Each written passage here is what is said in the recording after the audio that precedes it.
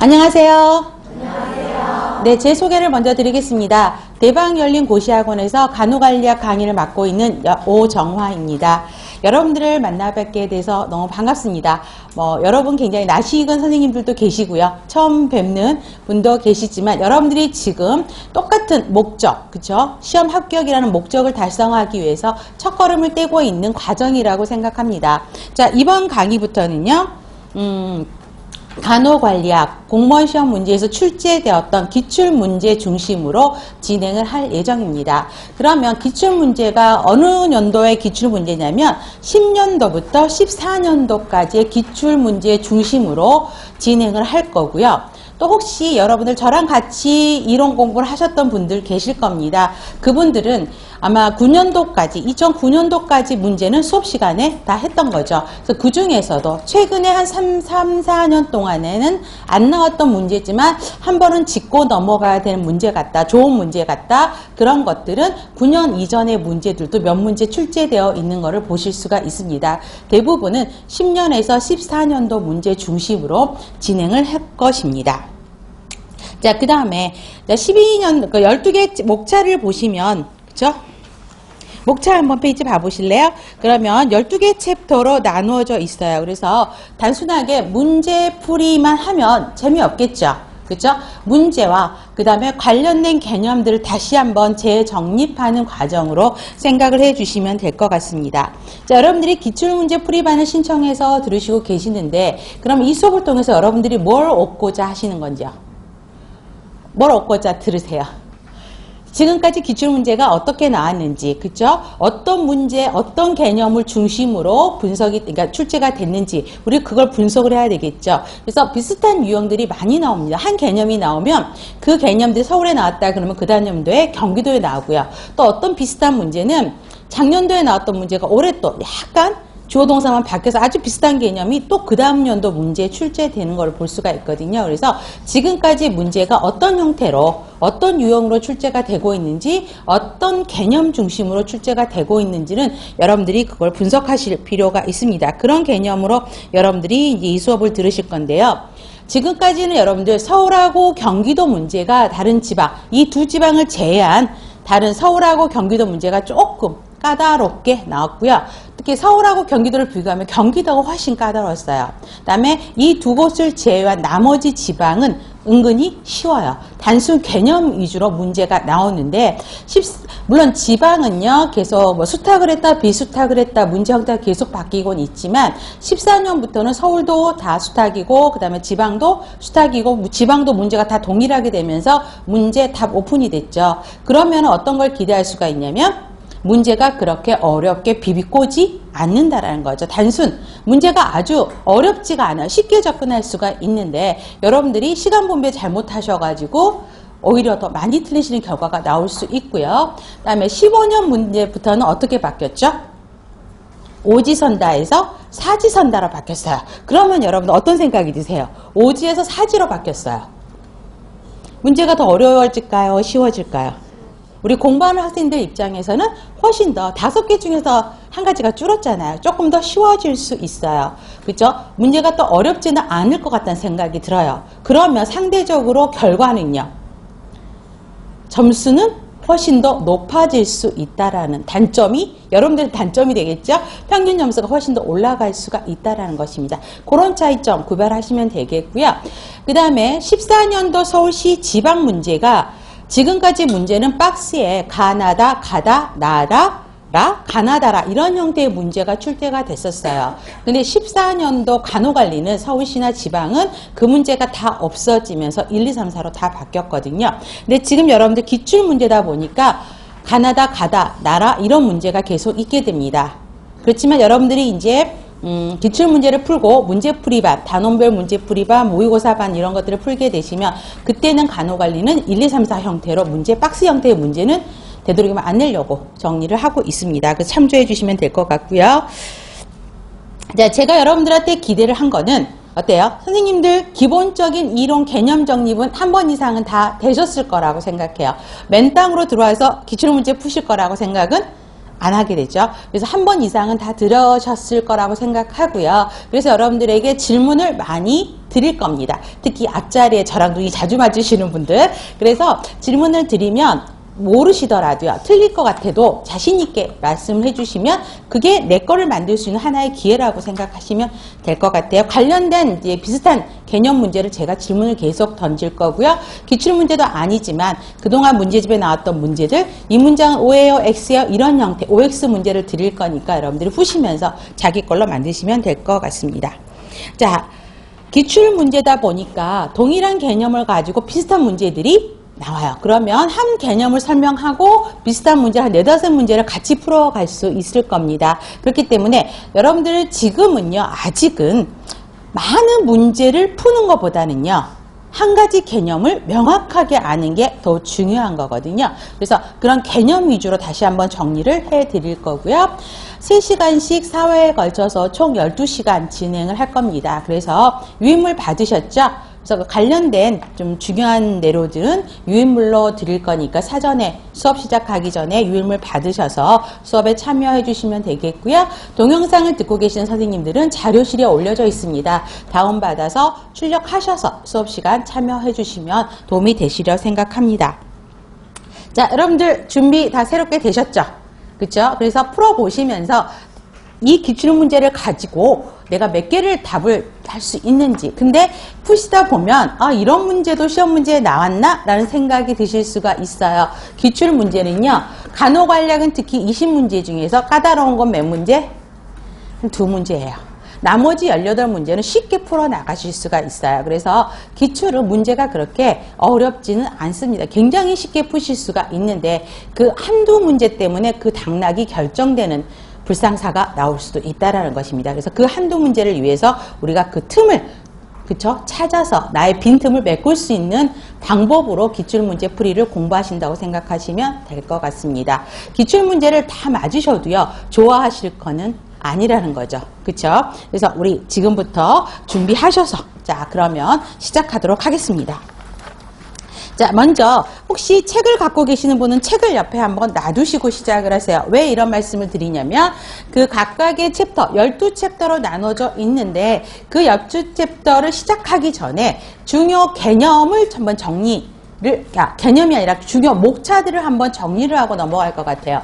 특히 간호관리는 그 목차를 이해하는 게 훨씬 공부하는 데 중요하고요. 그 부분에서 목차 중에서도 어떤 부분들이 중요하게 정리가 되는지를 말씀을 드리고 그 다음에 문제를 풀면서 관련되는 내용을 정리할 것입니다. 자, 그러면 책 갖고 계시는 분들은 책으로 하셔도 되고요. 책 없으신 분들은 다시 한번 본인이 정리를 하시면 될 것 같아요. 자, 첫 번째가 간호관리학의 이해라는 거죠. 그래서 여러분들 이 페이지에 보시면 간호관리학의 이해라고 나와 있는데, 자, 그러면 간호관리의 이해에서는 어떤 것들이 나올까요? 자, 우리 간호관리 이해.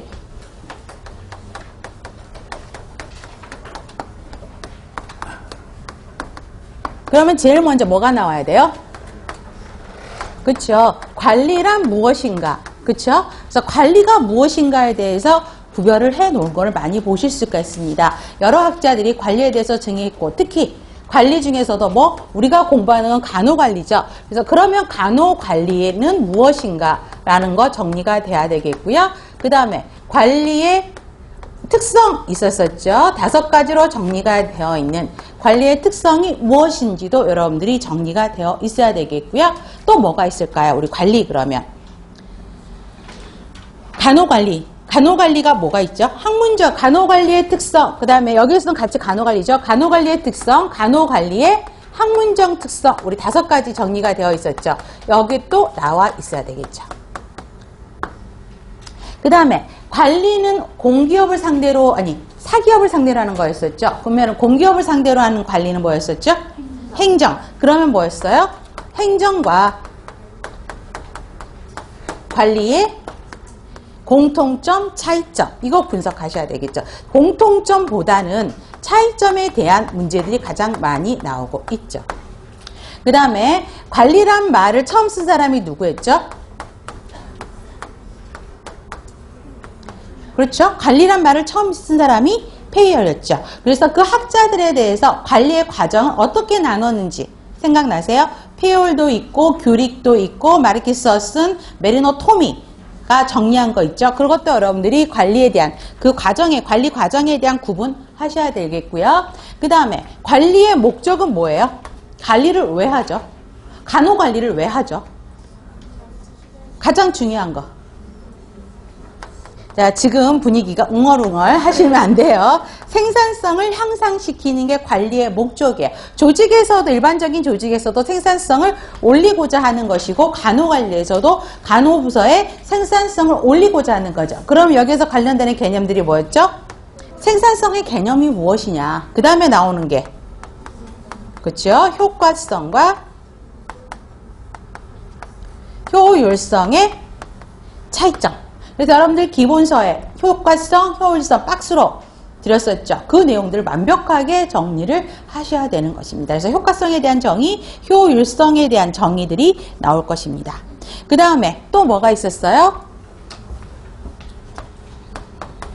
간호 관리자의 유형이 몇 가지가 있죠? 우리 큰 소리로. 3가지. 어떤 사람들이 있었죠? 간호관리자. 최고관리자, 중간관리자, 일선관리자. 그러면 최고관리자가 하는 역할. 최고관리자는 어떤 역할을 하는지. 그럼 최고관리자라고 하는 사람들이 누군지 나와 있어야 되고요. 중간관리자는 어떤 역할을 하는지. 그럼 중간관리자로 대표적으로 하는 사람들이 누구인지. 그 다음에 일선관리자의 역할, 일선관리자가 누구인지. 이거 구별하셔야 되는 문제들이 많이 나오고 있죠. 그 다음에 카츠가 분류한 관리자의 기술. 뭐가 있었죠? 우리 큰 소리로. 개념적인 기술, 그 다음에 인간적인 기술, 실무적인 기술. 이거 구분하는 거. 그렇죠? 이거에 대한 예들이 나오고 있고요. 그 다음에 중요한 거는 또 뭐가 있어요? 민츠버그가 말한 관리자의 역할 있었었죠? 몇 가지 카테고리였죠? 3가지. 대표자의 역할, 또 정보적인 역할, 또 하나 의사 결정자의 역할. 그 다음에 이 거기에 각가지의 우리 3가지, 4가지가 있었죠. 그래서 예전에는 민츠버그의 관리자 역할은 무엇이 있냐 이렇게 단순하게 나왔다면은 현대로 문제로 들어갈수록 A병원의 간호부장은 이러면서 상황적인 예를 주면서 문제풀이를 하게 되고요. 특히 의사결정자의 역할은 여러분들이 꼭 기억을 하셔야 되는 것입니다. 그래서 이거 자세한 거는 그때 또 문제풀이 들어가면서 반복할 거기 때문에 그냥 334로 하겠습니다. 여러분들이 그거를 여기서 나오는 건 여기를 벗어나지는 않습니다. 굉장히 쉬울 것 같죠? 그쵸? 그래서 여러분들 요거는 명확한 가장 기본 개념 정리로 들어가셔야 될 내용이라고 생각하시면 돼요. 자, 그러면 좋습니다. 자, 간호관리학의 이해에 대해서 30문항 정리를 해드렸어요. 자, 그러면 1번 보세요. 간호관리 개념에 대한 설명으로 옳은 것. 우리 잠깐 풀어보죠. 자, 얼른 풀어보시고 답은 몇 번? 답은 4번이죠. 자, 그래서 여러분들이 중요한 거는 간호관리의 목표 동그라미에서 동그라미를 하셔도 되고 가로로 하셔도 되고 뭐 현관펜으로 칠하셔도 돼요. 이게 하나의 문제였었어요. 간호관리의 목표는 뭐냐고요? 환자에게 양질의 간호 서비스를 제공하는 것이다. 이게 물론 이게 13년도 경기도 문제이긴 한데요. 이게 그전에는 한 개의 문제로 나오면서 간호관리의 구체적인 목표는 무엇이냐? 그러면 환자에게 양질의 간호 서비스를 제공한다는 것이다. 라고 하나의 문제가 출제된 적이 있어요. 그래서 이거 꼭 문장 기억하셔야 되고요. 추구하는 목적을 보다 효율적으로 효과적으로 달성하기 위한 수단이다. 결국은 뭐예요? 생산성을 올리고자 해서 생산성은 효과성만 포함하는 건가요? 효율성만 포함하는 건가요? 그렇죠. 효과성, 효율성을 다 포함하는 것이기 때문에 효율적이고 효과적으로 달성하기 위한 수단이다. 맞는 문장입니다. 자, 간호관리는 투입을 산출로 바꾸는 전환 과정이다. 이거 누가 말했죠? 길리스. 그 다음에 나중에 간호관리 이론에서 체계 이론 설명할 때 설명했던 거죠. 그래서 간호관리는 과정에 들어가는 거죠. 그 과정, 투입을 과정을 거쳐서 아웃풋, 산출로 바꾸는 과정에 간호관리가 들어가는 것이다. 맞습니다. 양질의 간호 서비스를 제공하기 위해 간호사들이 알고 또 행해야 될 지식과 기법이다. 맞는 문장이죠. 그래서 이거 꼭 기억하셔야 되죠. 그래서 답은 4번이죠. 자, 그래서 여러분들이 그 간호관리 정의를 하게 되면 뭐예요? 조직의 목적을 달성하기 위해, 그럼 다른 말로 하면 그 목적이 환자에게 양질의 간호 서비스를 제공하기 위해, 그래서 그 문장으로 바꾸셔도 되고요. 그래서 뭐라는 거죠? 간호의 과정을 이용하는 거죠. 그럼 뭐예요? 기획, 인사, 조직, 지휘, 통제라는 전환 과정을 통해서, 그쵸? 산출로 바꾸는 과정이고, 또 그 과정을 통해서 뭐 하죠? 과정인 동시에 기능이다. 그럼 그 기능은 뭐였어요? 의사결정, 그 다음에 의사소통하는 거, 그 다음에 동기부여하는 지원 기능을 갖고 있다라는 것도 우리 체계이론에서 설명이 되죠. 그래서 그것도 같이 기억하시면 되겠고요. 또 간호관리는 인적 요소를 중요시해요? 물적 요소를 중요시해요? 인적 요소를 중요시한다가 제일 틀린 문장으로 많이 나왔죠. 그래서 인적 요소를 중요시한다가 맞는 말인 거죠. 그래서 물적 요소를 중요시한다. 그래서 틀린 문장으로 그게 가장 많이 나왔던 중요한 키포인트 문제였었어요. 그래서 인적 요소인 누가 중요한 거죠? 간호관리에서는 간호사, 그렇죠? 인적 요소인 간호직원이 중요하다라는 거 기억하시면 좋겠고요. 자, 2번 관리 기능에 대한 설명으로 옳지 않는 것. 조직 목표를 성취할 수 있도록 구성원들의 업무, 권한, 자원을 배당하는 과정이다. 이건 뭐예요? 조직 맞죠? 그렇죠? 조직 목표를 달성을 위한 활동이 제대로 계획대로 진행되고 있는지 확인하고 피드백을 통해 교정하는 과정이다. 통제 맞죠? 그러면 여러분 통제해는 자, 항상 교정이라는 말이 들어간다고 생각하셔야 돼요. 조직 목표 달성을 해서 리더십을 발휘하고 직원에게 동기부여하는 과정이다. 이거는 인사가 아니라 지휘죠. 지휘의 내용이 뭐예요? 동기부여하고 그 다음에 리더십 나오는 거죠. 그래서 지휘의 목차에 보면 우리 리더십에 대한 이론들, 동기부여 이론에 대한 것들이 많이 나와 있는 걸 보실 수 있을 겁니다. 자, 지휘에 해당하는 거고요. 조직의 목표를 설정하고 이를 달성하기 위해서 구체적인 행동 방안을 선택하는 과정이다. 그럼 뭐에 대한 정의죠? 기획이죠. 특히 기획에는 4번 문장이 많이 나오고 있어요. 그래서 정의 기억하셔야 되죠. 답은 3번이죠. 자, 그러면 자, 구체적인 목표 달성을 위한 행동 방안을 결정하는 과정이다. 기획이었죠. 그렇죠? 그러면 우리 기획의 기능들은 뭐가 있어요? 기획에 의사결정, 그 다음에 재무관리, 시간관리, MBO 이러한 것들이 다 들어가는 것이고, 그 다음에 조직에는 조직화, 조직문화 뭐 이러한 것들이 들어가기, 조직 변화 들어가는 것이고요. 지금 답은 3번이 인사에서 틀린 건데, 인사에는 뭐가 있죠? 목표 달성들을 하기 위해서 인적 자원들을 외부로부터 끌어들이는 것들이죠. 그러면 뭘까요? 끌어들여서 그 인적 자원들을 교육하고 개발하고 떠나지 않도록 관리하는 것. 그 구체적인 기능들이 뭐가 있어요? 직무관리, 확보관리, 개발관리, 유지관리 뭐 이러한 것들이 들어가고요. 그 다음에 지휘는 목표 달성을 하도록 뭐 하는 거? 구성원들한테 영향을 미치는 과정이 지휘죠. 그렇기 때문에 리더십, 동기부여 또 들어가는 게 뭐가 있어요? 갈등관리, 자기주장 행동, 인파워먼트 이러한 내용들이 전부 지휘에 들어가게 되죠. 그 다음에 통제는 아까처럼 계획과 실시간의 차이를 보고 차이를 확인하고 그 다음에 제대로 되어 있어도 상관없지만 차이가 있다면 그거를 교정하는 활동을 한다. 이런 것들이 통제에 들어가는 것이죠. 자, 그 각각의 기능에 대한 정의를 구별하시면 돼요. 자, 3번. 행정과 관리를 비교했을 때 차이점으로 옳은 것. 3번이죠. 그쵸? 그러면 자 1번 볼게요. 법령의 제약을 더 받는 건 누구예요? 행정이죠. 아무래도 온 국민을 상대로 하기 때문에 그쵸? 행정의 제약을 받는 거는 법령 제약을 받는 거는 행정이죠. 관리가 법령 제약을 행정보다 덜 받는 거죠. 그 다음에 능률성을 강하게 추구하는 거는요.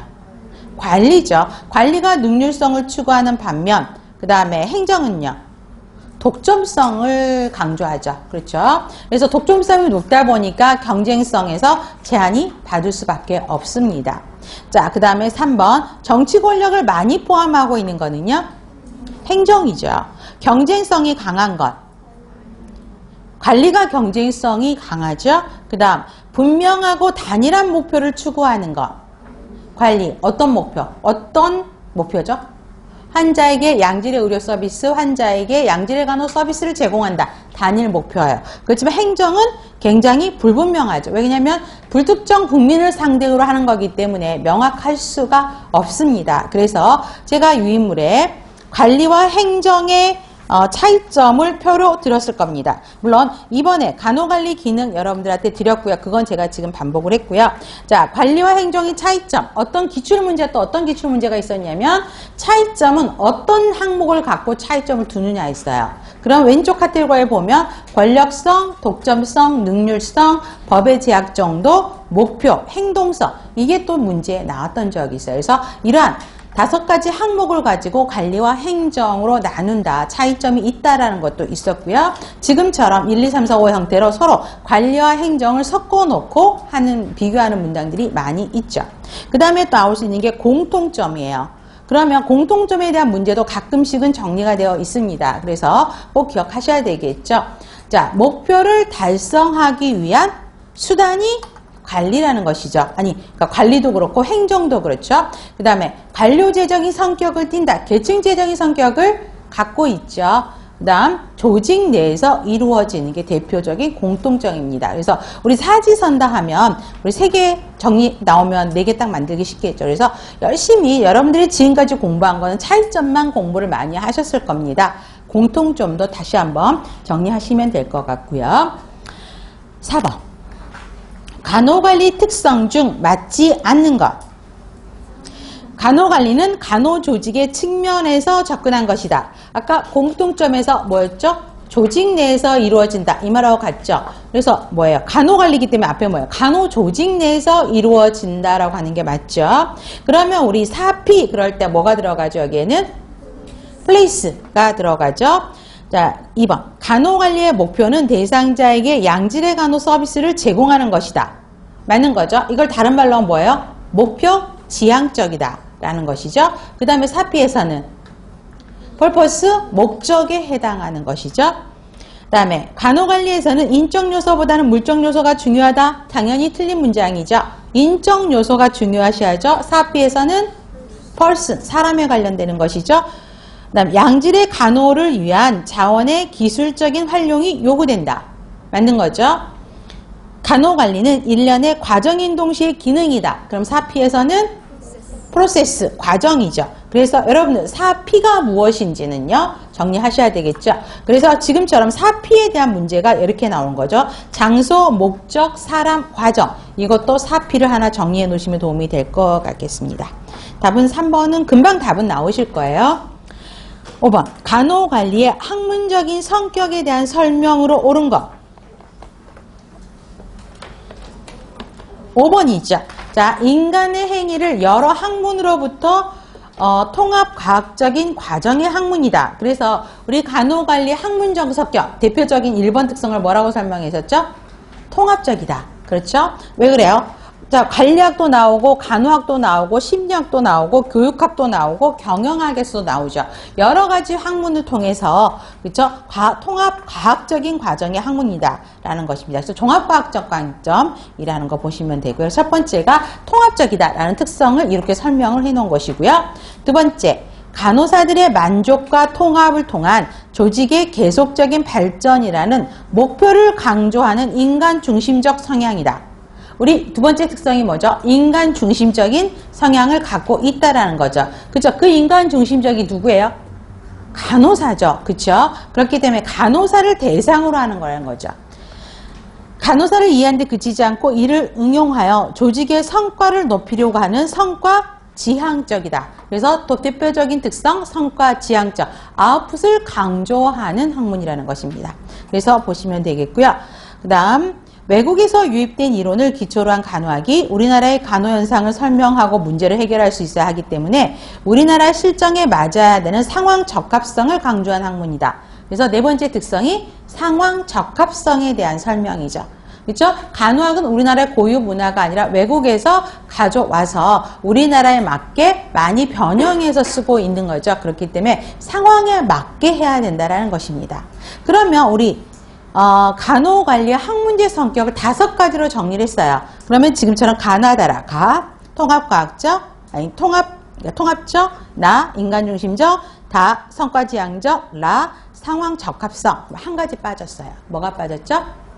과학적 방법론을 통해서 해야 된다는 거죠. 경험 관찰에 근거를 둔 연구를 토대로, 그렇죠? 과학적인 방법 절차를 따라서 해야 된다는 것입니다. 그래서 과학적 방법론까지 하나 정리를 해 놓으시면 학문적인 특성 5가지가 정리되어 있는 것을 보실 수 있겠습니다. 자, 6번. 효율성에 대한 설명으로 옳은 것. 자, 우리 몇 번? 우리 큰 소리로. 1번이죠. 그쵸? 자, 보면, 효율성, 조직 목적 달성을 위해서 자원을 사용하는 정도를 측정한 경제 원리를 표현한 것이다. 그러면 가번 문장에서 키포인트, 핵심 단어가 뭐예요? 그렇죠. 자원을 사용하는 정도죠. 그렇기 때문에 효율성. 나번. 최소의 자원 투입으로 최대 산출을 냈는가에 초점을 두는 것. 그러면 키포인트 단어? 자원 투입이죠. 그렇죠? 최소의 자원 투입. 그러니까 자원을 잘 사용했느냐 아니면 최소한의 자원을 투입했느냐. 그런 자원과 관련된 기술적인 문제와 관련된 수단과 관련되는 거는 전부 효율성이죠. 답은 수단을 목적과 분리한 상태에서 산출의 극대화를 의미하는 수단적인 개념이다. 여기서 키포인트 단어는요.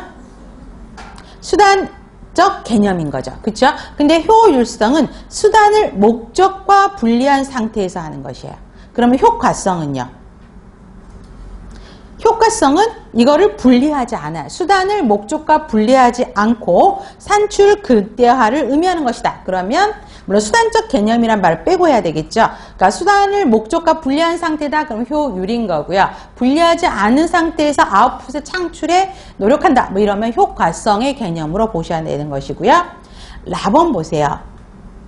실제 산출이 당초 목적을 얼마나 충족시켰는지를 의미하는 동태적, 사회적, 목적적 개념이다. 이거는 뭐예요? 효과성에 대한 것이죠. 그럼 효과성은 동태적이다. 그 다음에 사회적이다. 목적적이다. 또 하나 옆에 써놓으시면 행정적이다 라는 말 하나 더 써놓으세요. 그래서 효과성의 대표적인 개념. 동태적이다, 사회적이다, 행정적이다, 목적적인 개념이라는 것이죠. 결국 효과성은 뭐였어요? 목적 달성에 포커스를 맞춘 게 효과죠. 자, 요거를 하셔야 돼요. 그러면 질문을 드려요. 그러면 효율성으로 바꾸려면, 요 개념을 효율성으로 바꾸려면 동태적인 게 아니라 정태적으로 가야 되겠죠. 정태적이고 또 하나 정태적,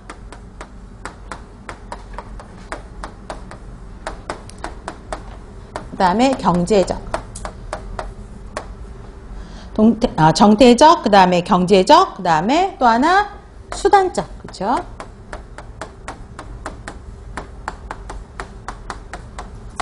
이래야지만이 얘는 효율성에 들어가는 것이라는 거죠.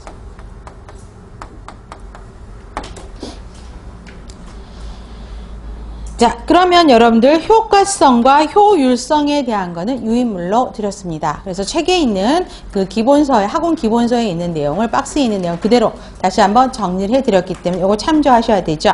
특히 첫 번째 땡이 많이 나오죠. 효과성은 뭐예요? 아웃풋과 관련되는 것이기 때문에 일 자체가 올바른 일이어야 된다는 것이죠. 그렇지만 효율성으로 본다 그러면 일을 올바르게 수행했네. 올바르게 수행과 관련되는 수단적인 개념이기 때문에 올바른 일보다는 일을 바른 것으로, 그렇죠? 올바르게 행했느냐, 거기에 포커스를 맞춘다는 것이고요. 당연히 목적이 달성되는 정도를 측정하는 개념은 효과, 효율은 투입에 대한 산출인 것이고요. 그다음 환경 간의 관계들을 측정하는 개념이다. 이 문장도 많이 나옵니다. 효과성에 대한 거. 그다음에 기술 수행에 관련되는 거, 효율성. 그 그 다음에 장기냐 단기냐라는 거 보시면 되겠고요. 결과를 측정하느냐, 결과의 극대화의 포커스냐, 수단을 측정하느냐, 비용의 최소화를 맞추는 것이냐, 이것도 기억하셔야 되겠죠. 그러면 가끔씩 생산성을 향상시키는 방법도 문제가 나와요. 그러면 생산성은 어떻게 보는 거죠? 투입분의 산출이죠. 그렇죠? 그러면 생산성을 올리기 위해서는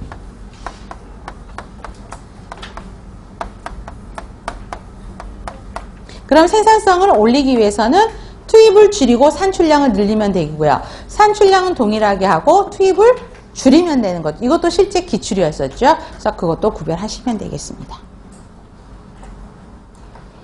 그 다음에 그 다음에 7번. 자, 이거는 이제 민츠버그에 대한 문제들이죠. 자, 그러면 우리 민츠버그에는 자, 지금처럼 대표자의 역할, 정보적인 역할, 의사결정자의 역할 이렇게 있다 그랬어요. 그러면 여기에 대표적인 게 뭐 있을까요? 대표자의 역할은 뭐가 있어요?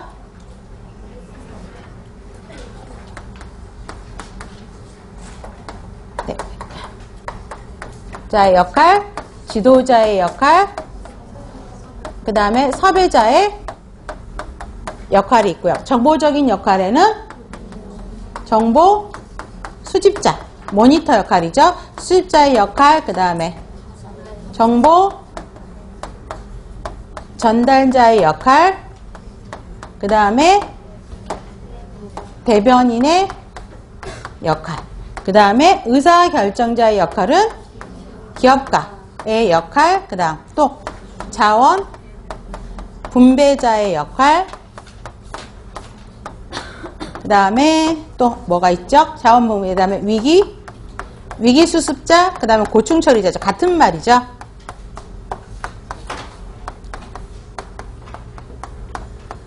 자, 그 다음에 협상자의 역할. 자, 그래서 이러한 각각의 그 역할들에 대해서 여러분들이 정리를 하셔야 되는 것입니다. 자, 그렇죠. 대표자가 아니라 이게 뭐예요? 예, 제가 이렇게 틀린 거로 가시면 여러분들 짚어주셔야 되죠. 대인관계적 역할이죠. 거기에 대표자 이렇게 들어가야 되죠. 자, 그러면 여러분들이 자 지금 문제 관리자의 역할 중 상관 부하 직원과 함께 일하고요. 그러니까 각 조직 구성원들하고 함께 일하고 타부서나 외부인과 교류를 하는 역할. 이게 무슨 역할이죠? 섭외자의 역할이죠. 그래서 관리자가 조직 외부 사람들에게 관계 설정에 노력하는 거 전부 섭외자의 역할이고, 그 다음에 특히 조직과 구성원들과 외부 사람 거래하는 거 이것도 지금처럼 섭외자의 역할이고, 또 조직 성공에 영향을 미칠 수 있는 사람들을 통해서 자원을 모색하는 역할, 이것도 섭외자의 역할이에요. 그래서 문제가 섭외자가 생각보다 문제가 많이 나와요. 자, 그래서 여러분들이 보시면 되겠고요.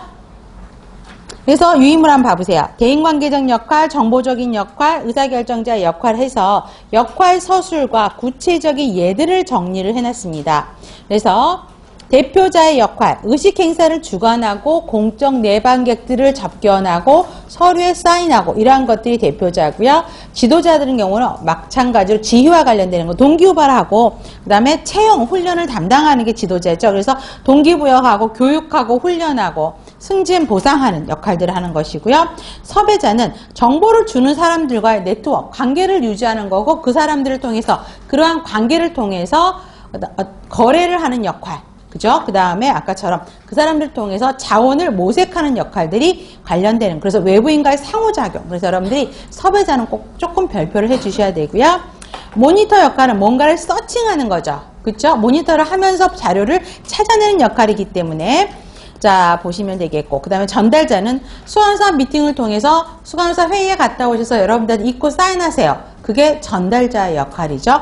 그 다음에 대변인의 역할, 내 조직을 다른 부서에 내 조직을 대표해서 이야기를 하는 것이에요. 그래서 조직에서의 전문가로 활동하면서 조직 외부에 조직의 공식 입장을 전달하는 것, 발표하는 것, 이사회에 참석해서 정보를 외부로 전달하는 것, 대변인의 역할입니다. 그래서 여러분들이 섭외자와 대변인의 역할, 얘네들을 꼭 헷갈려 하세요. 그래서 두 개 구별하시고요. 그 다음에 의사결정자 역할이 그나마 이 세 가지 역할 중에서 가장 많이 나오는 게 의사결정자의 역할이에요. 그래서 예전 문제는 의사결정자 역할에 포함되는 거, 포함되지 않는 거 이렇게 나왔어요. 심플하게. 근데 이제는 이거 안 나와요. 뭐가 나와요? 그 옆에 땡땡이들이 나온다고요. 내용들을 적어놓고 굳이 딱 내용을 보면 이게 위기수습자의 역할이구나 라고 분석을 하면서 의사정보, 그러니까 의사결정자 역할에 속하지 않는 형태로 문제로 나오기 때문에 지금처럼 그 관련된 구체적인 예들을 조금 기억해 주셔야 돼요. 그 예들이 문제에 나올 수 있다라는 것입니다. 자, 그러면 지금 보세요. 민츠버그만 벌써 4문제가 정리가 됐죠. 자, 8번 보세요. 관리자 역할에 대한 설명으로 맞는 것. 예, 1번 금방 나오죠. 조직이 기대하지 않았던 어려움을 당면했을 때 올바른 행동을 수행한다. 고충처리자죠. 그러면 1번은 금방 답을 찾아요. 그럼 우리 틀린 거 고치는 게 우리의 역할이에요, 지금.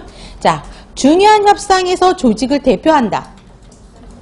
자, 그러면 여기 중요한 거 단어 나왔네요. 협상이죠. 협상자의 역할은 대표적으로 항상 뭐가 나오냐면 단체 교섭 노사협정이라는 말 항상 들어가 있어요. 그러면 협상자의 역할이고요. 3번 조직과 환경에서 기회를 찾고 변화를 위한 사업을 추진하는 역할. 기업가의 역할이죠. 다양하고 특정한 정보를 조직과 환경에서 찾는 것. 모니터 역할, 자료 수집자의 역할이고요. 부하 직원들을 동기유발하고 직원의 채용과 훈련을 담당하는 역할. 지도자의 역할이죠. 문제는 언제든지 바꿀 수 있어요. 자, 8번의 답은 1번. 자, 9번은요.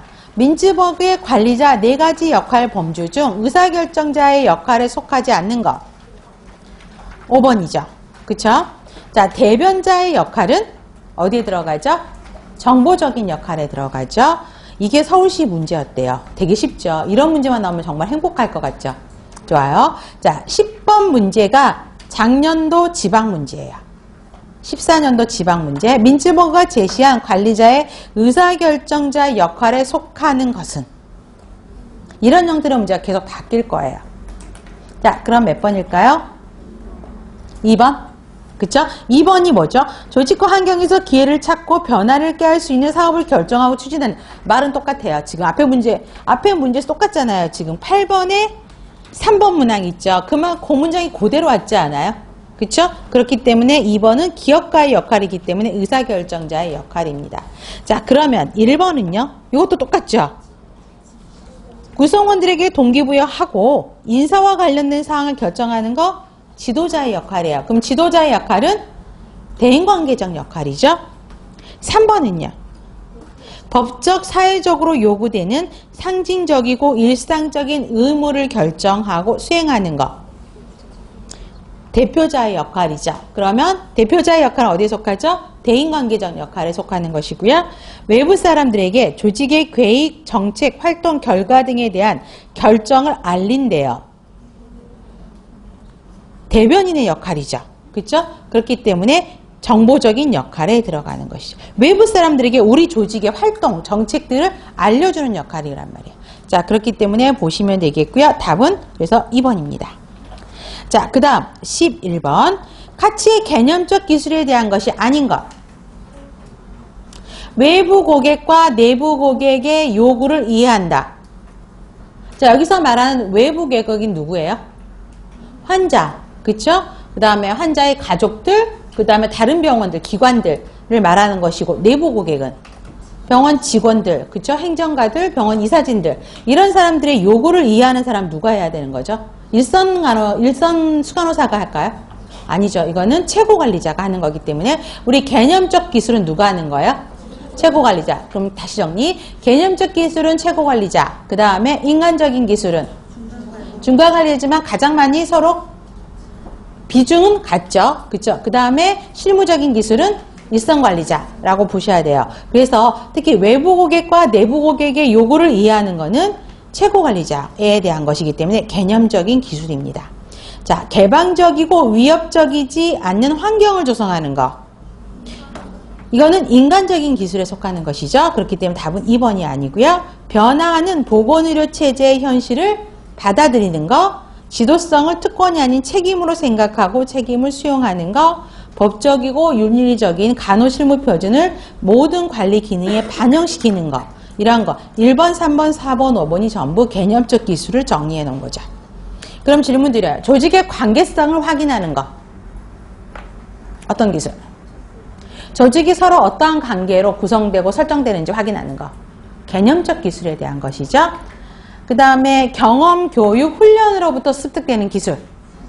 실무적 기술인 것이고요. 그 다음에 다른 사람들과 같이 일하고 이해하고 동기를 부여할 수 있는 능력. 인간적 기술이죠. 그래서 이거 구별하셔야 되는 것이에요. 좋습니다. 12번. 카츠 관리자 관리 기술에 대한 설명 중 옳은 것. 실무적 기술은 사람들과 함께 일할 수 있는 능력과 판단이다. 제가 질문 드렸죠, 방금. 뭐였죠, 이거는? 실무적 기술이 아닌 인간적 기술에 대한 것이고요. 조직의 목적과 조직의 전체를 이해하는 능력이다. 개념적 기술 맞죠? 그래서 가끔씩 이런 문제로도 나올 수 있고요. 전체적으로 조직의 복합성을 이해하는 능력이다. 이거 같은 문장으로 나와요. 그 다음에 경험, 교육, 훈련도 습득되는 건 당연히 실무적 기술. 기술을 수행하기 위해서는 지식, 방법, 기술, 장비 등이 수행한다? 이건 인간적 기술이 아니라 실무적 기술. 조직 내에서 개인의 활동이 조직되고 전체 상황에 적합하도록 진행해 나가는 능력이다. 개념적 기술에 대한 것이죠. 그래서 카츠의 세 가지 관리 기술은 그렇게 어렵지는 않으실 거예요. 자, 그 다음에 간호 13번. 관리 이론 중 가장 나중에 생긴 이론. 상황 이론이죠. 그래서 13년도, 12, 13, 14년도에 계속 이 문제가 나왔어요. 가장 늦게 생긴 거. 그럼 우리 고전적, 신고전적, 그 다음 현대적 이론에서 가장 늦게 생긴 거? 현대적 이론이 무엇이다는 정도만 알면 지금 문제는 상황 이론 나오는데 상황 이론 말고 또 뭐가 있어요? 그렇죠? 체제 이론, 체계 이론, 또 카오스 이론. 이렇게 답은 계속 바뀌어가지고 문제가 몇 번 나왔었어요. 그러니까 시기적으로, 그러니까 시기적인 차이점만 알면 되시는 거죠. 자, 그러면 우리 공부하셨을 때 관리 이론 발달 순서 외웠었죠? 순서는 알고 계셔야 되겠죠? 자, 먼저 고전적인 이론. 시대적인 흐름의 상황인 거죠. 고전적인 거에는 뭐가 있었어요? 과학적 이론. 그 다음 또 행정관리론 누가 이야기했죠? 페이얼. 그 다음 또 하나 나오는 거 관료제는 누가 이야기했어요? 베버가 이야기했죠. 그 다음 두 번째 신고전적인 거에는 인간관계론. 그 다음에 또 하나 행동과학론, 행태과학론. 또 의사 결정론. 그 다음에 현대적인 이론은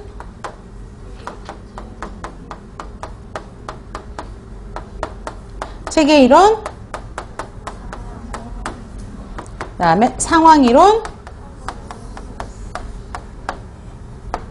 카오스 이론. 이렇게 나눠졌어요. 자, 그러면 우리가 이제 지금처럼 관리 이론에 대해서 공부해야 될 때 제가 말씀을 드렸었던 것 같은데 관리 이론에서 공부의 주요 키포인트들은 어떻게 공부를 해야 되죠?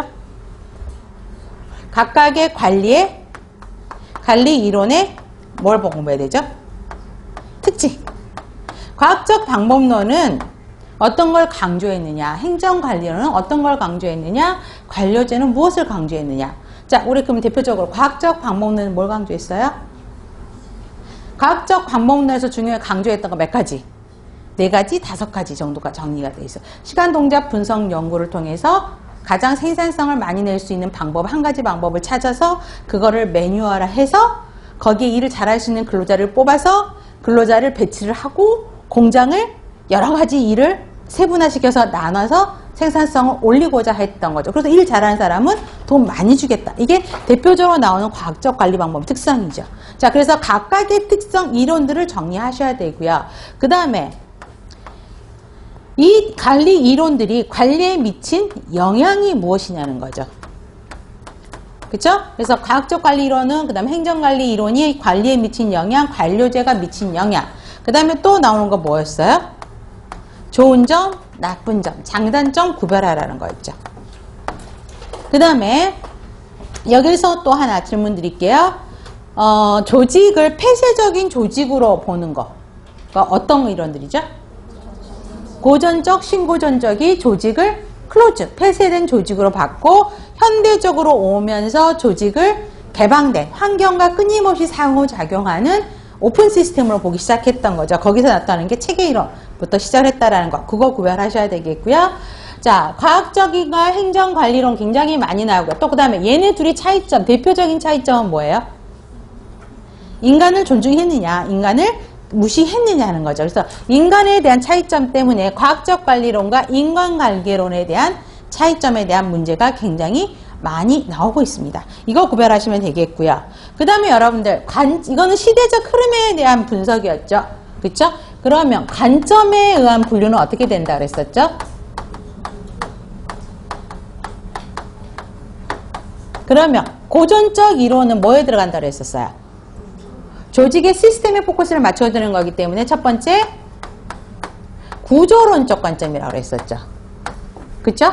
그래서 조직의 시스템 맞추는 거고, 그래서 구조에 맞춘 것이고요. 그 다음에 신고전적은 신고전적은 인간관계, 인간의 포커스를 맞췄기 때문에 여기는 뭐에 맞춘 거고요? 구조론적 말, 얘는 두 번째 거는 인간을 맞췄죠. 인간론적. 그 다음에 세 번째 쪽은 통합론적에 맞춘 것이죠. 그러면 여러분들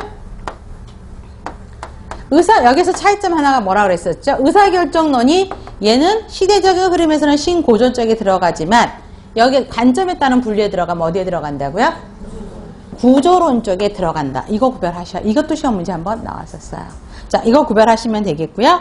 그 다음에 우리 나머지는 거의 비슷해요. 그렇지만 여기 관점에 따른 분류 하나 써놓으시면은 인간론적 관점에는 또 하나 들어간 인간론적이죠. 그래서 집단역동,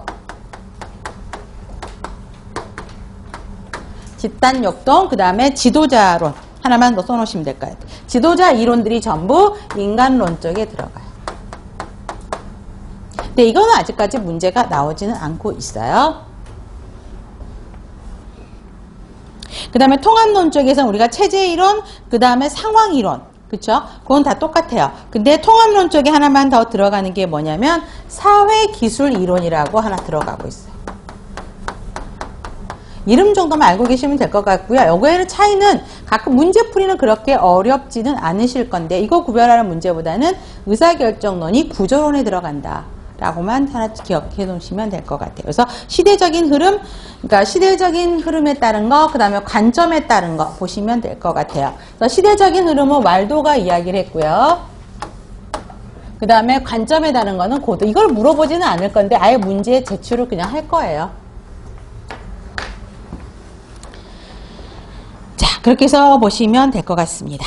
그래서 관리이론 발달 과정 순서는 좀 알고 계시면 좋겠고요.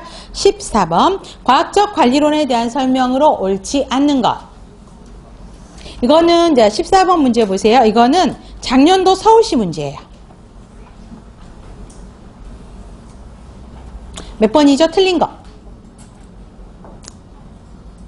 자, 우리 큰 소리로 5번, 2번.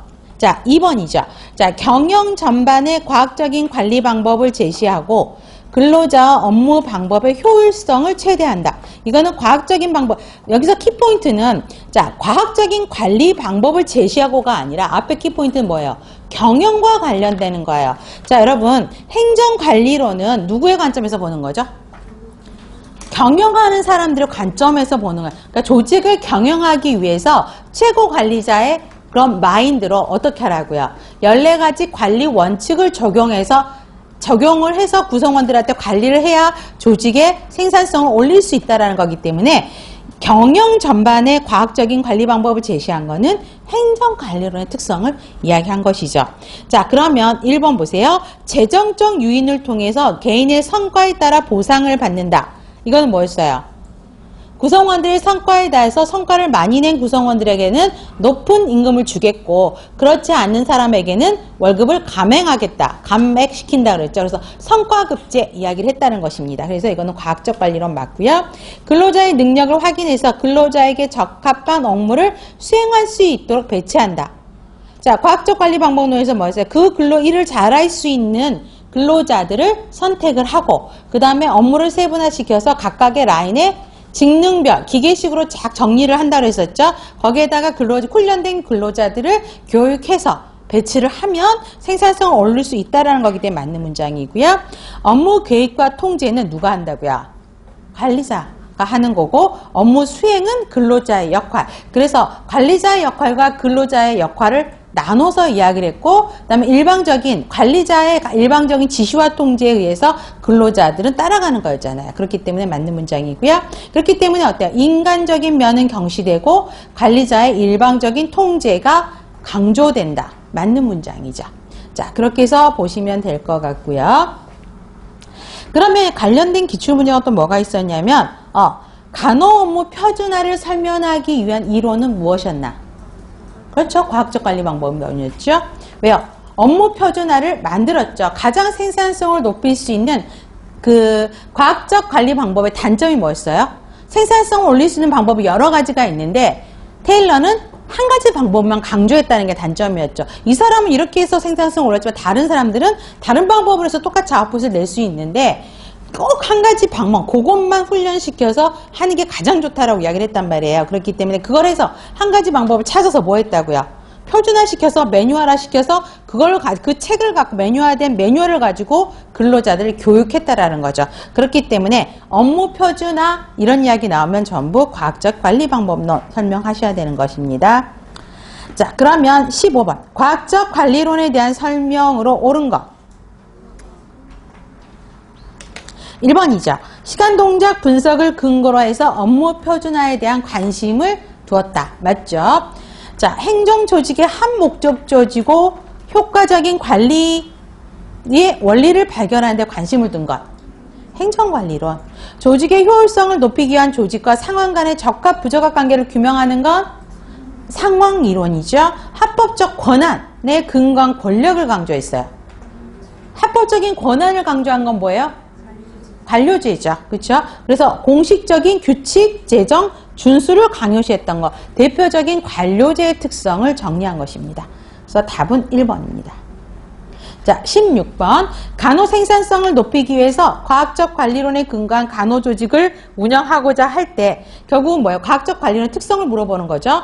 그 계획에 포함되지 않는 것. 그렇죠. 분업화 시키라고요. 그 다음에 업무 표준화를 해야 된다고요. 성과급제 도용해야 되고요. 적절한 인력의 선발 및 훈련. 자, 1번, 2번, 3번, 5번이 전부 뭐예요? 과학적 관리 방법의 특성을 써놓은 거죠. 그러면 비공식적 조직을 활성화시키는 거거든요. 인간관계론의 대표적인 특성이죠. 그래서 과학적인 관리 방법은 이런 형태로 설명을 많이 해놓고 있어요. 그 다음에 17번. 이거는 14년도 지방 문제예요. 작년도 지방. 어렵지 않죠? 직무를 표준화시킨다, 분업화시킨다, 전문화시킨다. 생산성을 올리기 위해서 성과급 제도를 도입하고요. 직무에 적합한 능력, 기술을 가진 근로자를 뽑는데요. 답 금방 나오지 않아요? 과학적 관리 방법론 4번이죠. 18번. 과학적 관리론이 강조하는 것은요. 몇 번일까 이거는? 5번이죠. 결국은 어때요? 과학적 고전적 방법이죠. 생산성을 올리고자. 근데 인간관계는 이런 것도 생산성을 다 올리고자 하는 것이에요. 자, 그러면 1번. 인간관계의 형성은 어떤 이론이죠? 인간관계론. 관리의 행정화는 행정관리론이죠. 상황을 고려해서 경영을 하래요. 상황이론이죠. 민주적 관리. 체계가 된 거? 이건 뭐예요? 이거는 인간관계론이죠. 그쵸? 그 다음에 결국은 과학적 관리를 강조하는 건 생산성 증대죠. 네, 잠시 쉬었다가 관료제부터 들어가겠습니다.